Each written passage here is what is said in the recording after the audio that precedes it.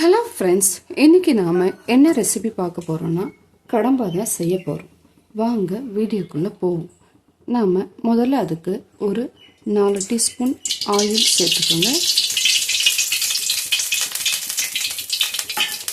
ஸ்டவ்வை சிம்மிலே வச்சுக்கலாம். எண்ணெய் காஞ்சதும் இப்போ நாம் வெங்காயம் ஒரு 3 சேர்த்துக்கலாம். பொடியாக அரிஞ்ச வெங்காயம் சேர்த்துக்கோங்க. வெங்காயத்தை நல்லா பொன்னிறமாக மாறுற வரைக்கும் நீங்கள் வதக்கிட்டே இருங்க. கொஞ்சம் நாம் இப்போ வதங்கிறதுக்கு உப்பு சேர்த்துக்கலாம். வெங்காயத்துக்கு தேவையான அளவு மட்டும் உப்பு சேர்த்துக்கோங்க.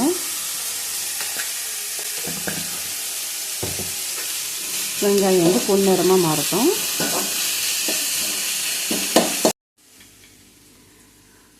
அடுத்து நாம் இஞ்சி, பூண்டு, மிளகு இது 3த்தையும் நான் நைஸாக அரைச்சி சேர்த்துக்கிறேன்.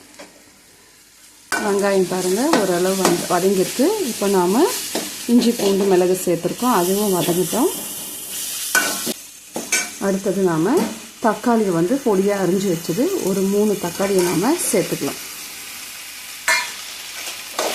தக்காளி பொடியாக அரிஞ்சிருக்கு, நல்லா வதங்கட்டும்.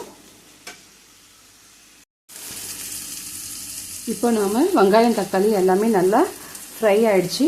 இப்போ நாம் க்ளீன் பண்ணி வச்சுருந்த கடம்பாவை இதில் நான் சேர்த்துக்கிறேன். நல்லா தண்ணி இறுத்து சேர்த்துக்கோங்க.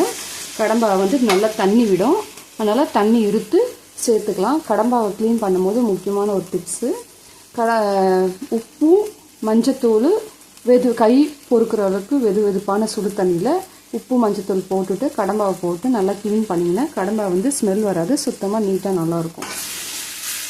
இப்போ நாம் காஷ்மீர் சில்லி பவுடர் ஒரு 1/2 டீஸ்பூன் சேர்த்துக்கலாம். மஞ்சத்தூள் வந்து ஒரு 1/2 டீஸ்பூன் சேர்த்துக்கோங்க.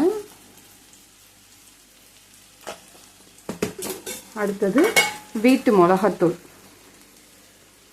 ஒரு 2 டீஸ்பூன் சேர்த்துக்கலாம். உங்களுக்கு காரத்துக்கு தகுந்த மாதிரி நீங்கள் சேர்த்துக்கோங்க. உப்பு நான் முதல்ல கம்மியாக தான் சேர்த்தேன். இப்போ நான் உப்பு கொஞ்சம் சேர்த்துக்கலாம். உப்பு சேர்த்துக்கோங்க. இப்போ இதில் தண்ணி எதுவுமே சேர்க்க தேவை வேண்டியதில்லை. நல்லா கலந்துக்கோங்க. கலந்துட்டு தட்டு போட்டு நாம் மூடி வச்சிடலாம்.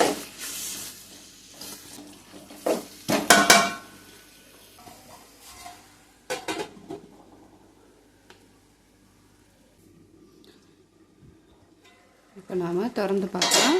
பாருங்கள், நம்ம தண்ணியே சேர்க்கலை, ஆனாலும் இந்த கடம்பா எவ்வளோ தண்ணி விட்டுருக்கு பாருங்கள்.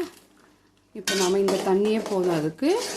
இதிலே மீடியம் ஃப்ளேமில் வச்சு நாம் திரும்பவும் தட்டு போட்டு மூடி வேக விடலாம். இந்த தண்ணியெல்லாம் ஃபுல்லாக குறைஞ்சி நல்லா ட்ரையாக வரட்டும். இதை பாருங்க, இந்த அளவுக்கு நல்லா ட்ரை ஆகிடுச்சு, போதும். இப்போ நாம் கொத்தமல்லி வந்து பொடியாக கட் பண்ணிவிட்டு இதில் சேர்த்துக்கலாம். அதுதாங்க நம்ம சுவையான கடம்பா ரெடி ஆகிடுச்சு. நீங்கள் இந்த ரெசிபியை செஞ்சு பார்த்துட்டு எனக்கு கமெண்ட் பண்ணுங்கள். இந்த வீடியோ உங்களுக்கு பிடிச்சிருந்தா விகே சேனலுக்கு லைக் பண்ணுங்கள், ஷேர் பண்ணுங்கள், சப்ஸ்கிரைப் பண்ணுங்கள்.